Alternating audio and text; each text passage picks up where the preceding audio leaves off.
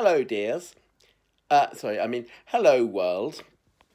Welcome to this video. Now, I get a bit irritated on Facebook sometimes. The things that irritate me are that you've been nominated to post one thing per day that's meant something to you. And in this case, it's albums that have meant something to me. One cover, no need to explain anything about it, per day, and nominate someone else to do it per day. Right, well, I nominate you all to do it because I think it's just a lovely thing to do. So everybody in my little corner of YouTube, get your albums out and start finding your top 10. So I've done this. I did it pretty much off the top of my head because I know that there are certain albums that they have just meant so much over the years. Mainly they come from my childhood. And I have to say, in this regard, thanks to my friend Mark, who I was pals with back in the old days, as it were. We had a little band together called the Liquid Engineers, folks.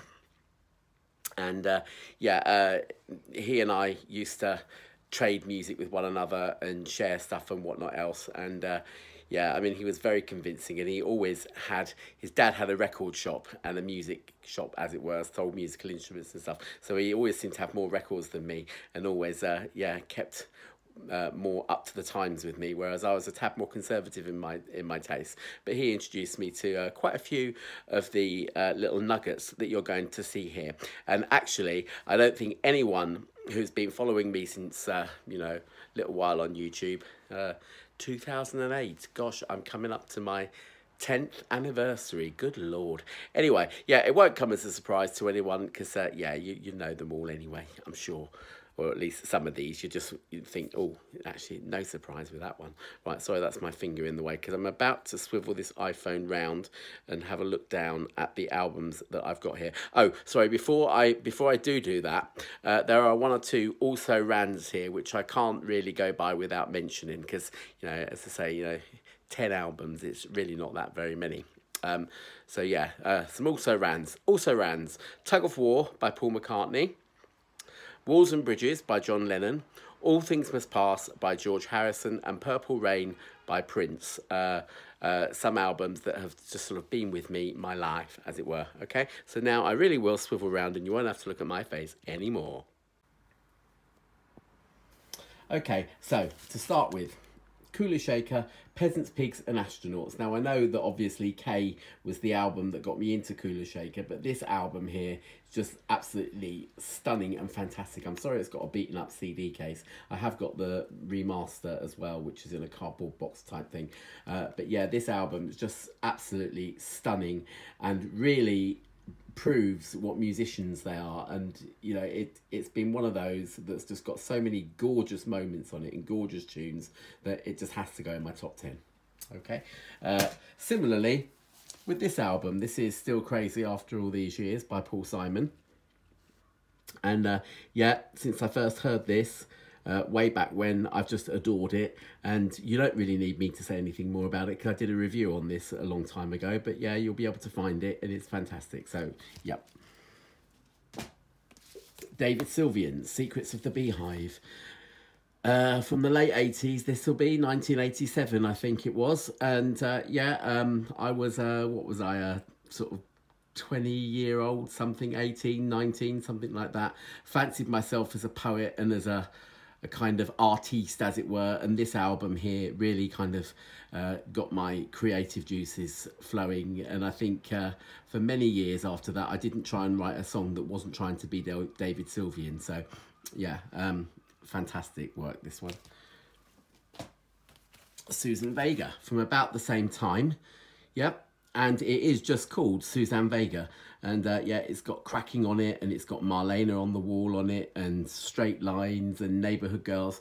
And just, again, sort of quite a peacenik album. Took me a little while to get into this, but I can well remember having this on cassette as a kid, and then having a Sanyo, I think it was a Sanyo personal stereo thing, and listening to this thing in sort of springtime, going on train journeys and stuff like that, and it really was just the most magical album, absolutely. So I love it. Tears for Fears, The Hurting, to try and address the inner angst in me. Although actually, you know, this album really has been a lifesaver and a pick-me-up. And yeah, just an absolutely gorgeous album. It has Mad World on it, Change. What else has it got on it that you'll know? Pale Shelter, perhaps. Just fantastic album. And yeah, I adore this thing. So yeah, that's in my top 10. Okay, Japan, Oil on Canvas. 'Tis a double album. And yeah, this is a live album, but I think you could basically say anything by Japan. Absolutely love it. Fantastic. And yeah, David Sylvian, who I just showed a minute ago, he was the lead singer of Japan. And then they split up when they had a row over girlfriends, I do believe. Yep, so that's another fantastic album, and yeah, used to accompany me on coach journeys and train journeys and stuff like that, and I just really got into it. So yep, this album here, Super Trooper, not my favourite ABBA album, but this album just gives me warm tingles and lovely feelings, basically, and takes me way back to when I was about 11 or something like that. And yeah, it's just a magical period in my life and stuff, you know, of feeling safe and warm and at home and stuff like that. And it's yeah, so that has to go in there because it's been a lifetime companion, as has this album here, Joan Armour Trading Slate of Hand. I don't know why she never plays anything from this album anymore, but it's a superb album, and you know, the guitar work on it is amazing, the songs are fantastic, and again, they just give you that warm, cosseted feeling that, you know, you wouldn't want to be without, really. So that one comes highly recommended from me. These are in no particular order, by the way. Got a couple more now. I've got Stevie Wonder, Songs in the Key of Life. Again, another relic from way back when. I think I first heard this album when I was 16, so it's a long time after it actually came out. But yeah, just a gorgeous, beautiful album. Love it. And again, I've done a review of this on YouTube in 2 parts, I do believe. And yeah, it's rather amazing. So, you know, fantastic. And oh gosh, that's the single just fallen out of it there.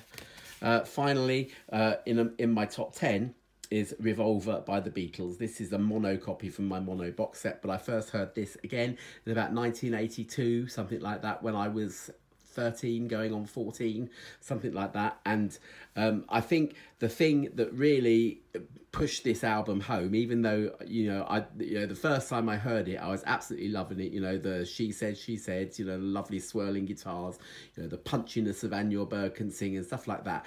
And then the whole thing just blew my mind with Tomorrow Never Knows. And you know, again, you just have to put it on and play it and play it and play it. And it is just such a stunning album, and just takes you sort of way back when to, you know, different places within your mind and that sort of stuff. And it's just amazing. Love it.